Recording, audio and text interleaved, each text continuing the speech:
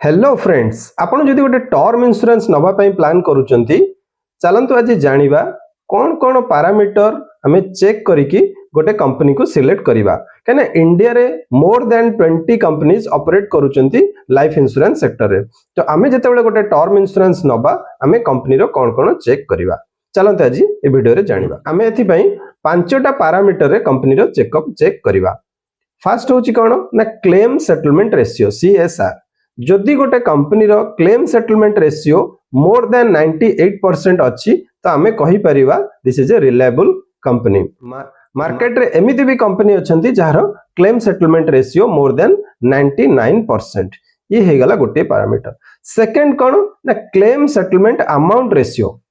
बहुत गुडे कंपनी अछंती से माने कोन करूचंती ना छोटो छोटो अमाउंट रो जते बेले क्लेम आसुची ताको पास करि दोचंती आ बड़ बड़ क्लेम अमाउंट को रिजेक्शन करि दोचंती काहे कि ना तांकर क्लेम सेटलमेंट रेशियो टाको मेंटेन करिवा पाई।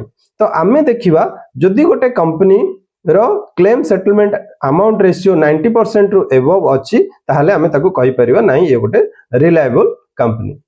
थर्ड कोन ना कंप्लेन रेशियो। जदि जेति की क्लेम आसुची सपोज 10,000 क्लेम आसुची ता भीतर केते कंप्लेन आसुची जेते लोयर रु लोयर कंप्लेन आसीबो तो आमे सेही कंपनी को गोटे गुड कंपनी कहि परिबा।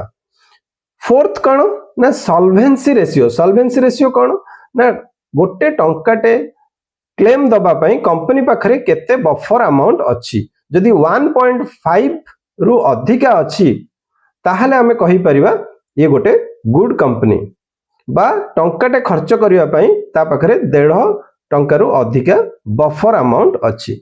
फिफ्थ कोन ना एनुअल बिजनेस वॉल्यूम। मार्केट रे बहुत गुडे छोटे छोटे कंपनी भी आजिका डेट रे आसी गलानी किंतु आमे चेक करिबा मिनिमम जदि 5000 करोड़ रु एबव एनुअल बिजनेस वॉल्यूम अछि तो आमे ताकू गोटे गुड कंपनी कहि परिबा। एही पांचटा पैरामीटर रे आमे चेक करिकि जानि परिबा ए कंपनी रिलायबल कि नुह आमे हमरो टर्म इंश्योरेंस नबा पूर्वरु। जदि आपनको वीडियोटी भल लागुची तेले वीडियो को लाइक करंतु आ फ्रेंड्स एंड फैमिली भितरे शेयर करंतु ताकि आमे एमती फाइनेंशियल अवेयरनेस को मोर स्प्रेड करि परिबा। Thank you. Happy learning.